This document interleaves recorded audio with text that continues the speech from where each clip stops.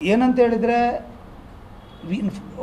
Divorce petition file ಮಾಡೋ ಮುಂಚೆ we have issued a legal notice and we have mention in the legal notice for the ground which you are asking for a divorce because fact is that ಅವರ ಮದುವೆ 2018 ಆಗಿತ್ತು. Then there is a huge age difference between two of them. When during the time of marriage I think there are 4 or 5 years difference between them, and trying to take advantage of her degree or her education, she tried to take control over the family, which initially my client or Guru was unable to understand about that. Then which finally ultimately she induced him to invest in so many businesses.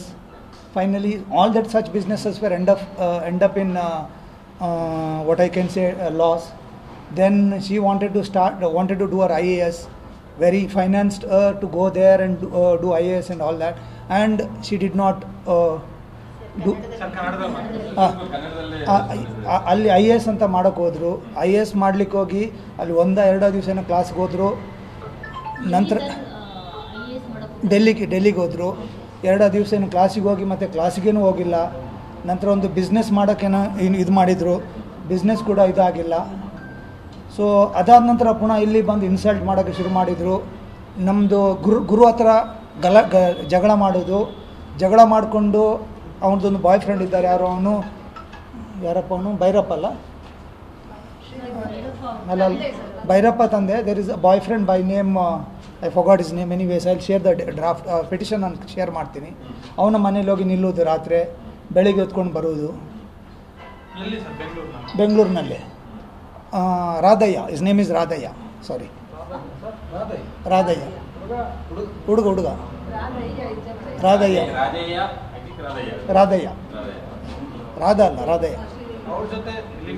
Illegal relationship ಇತ್ತು, including other boys. Then she was before getting married to my client, ಅವರಿಗೊಂದು ಏನೋ business ಇದು KSDTಯಲ್ಲಿ HR ಆಗಿದ್ದರು. ಅಲ್ಲಿ ಒಂದು relationship ಇದ್ದು. Because all these events ಏನೇನೋ ಇದೆಯಾ, because it was culminated finally hatredness and end of it ನಾವು ಡಿವೋರ್ಸ್ಗೆ ಅಪ್ಲೈ ಮಾಡಿದ್ವಿ. ಹೌದು, ಎವಿಡೆನ್ಸ್ ಅಲ್ಲ. ಏನಾಗುತ್ತೆ, ಪಿಟಿಷನ್ ಹಾಕುವಾಗ it is oath to oath. Because evidence ಅಂತ ಹೇಳಿದ್ರೆ ನಾನು ನೋಡಿಲ್ಲ, ನೀವು ನೋಡಿಲ್ಲ, ಯಾರು ನೋಡಲ್ಲ. ಅವಳು ಏನು ಇವನ ಹತ್ರ ಹೇಳಿದ್ದಾರೆ, ಇವ್ನು ನಮ್ಮ ಹತ್ರ ಹೇಳಿದ್ದೀನಿ. It is only on a oath.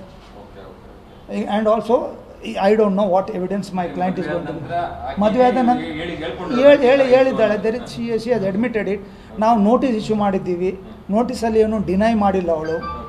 There is no denial and you are narrated everything in detail. ನಮ್ಮ ಪಿಟಿಷನ್ ಏನು ಹಾಕಿದ್ದೀವಿ ಅದರಲ್ಲಿ ಡೀಟೇಲ್ ಆಗಿ ನಾವು ನರೇಟ್ ಮಾಡಿದ್ದೀವಿ. ಹೌದು. ಮೆಂಟಲ್ ಏನು ನಾನು ಅವ್ರು ಕೊಟ್ಟದ, ನಮ್ಗೆ ಕೊಟ್ಟದ?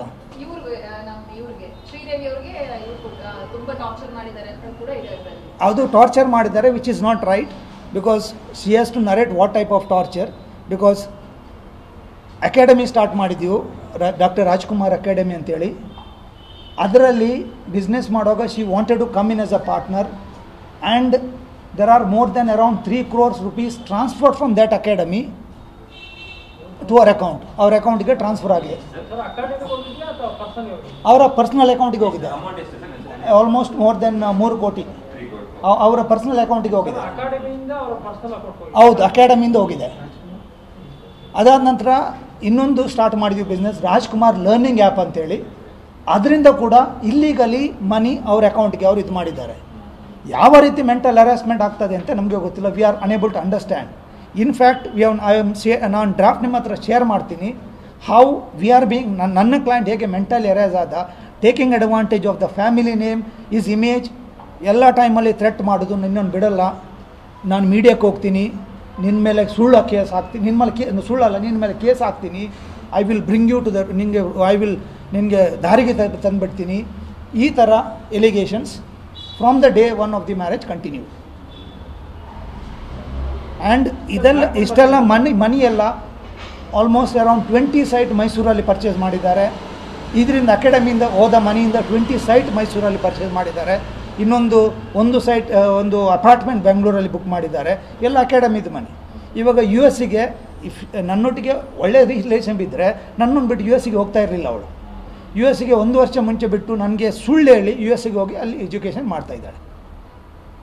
ಸರ್ ಅವ್ರು ಹೇಳಿದ್ದಾರೆ ಹಾ. ಇವರೇ ಫೋರ್ಸ್ಫುಲಿ ಕಳಿಸ್ಕೊಟ್ರು ಅಂತ. ಅವಳು ಮಾಸ್ಟರ್ಸ್ ಮಾಡ್ತಾ ಇದ್ದಾರೆ, masters in business. She's an MBA, some MBA ಅಲ್ಲಿ some masters, she's masters in education ಅಂತ ಏನೋ ಮಾಡ್ತಾ ಇದ್ದಾರೆ. ಬೆಂಗಳೂರಲ್ಲಿ ಅಪಾರ್ಟ್ಮೆಂಟ್ ಖರೀದಿ ಮಾಡಿ ಒಂದು ಅಪಾರ್ಟ್ಮೆಂಟ್ ಖರೀದಿ ಮಾಡಿದ್ದಾರೆ.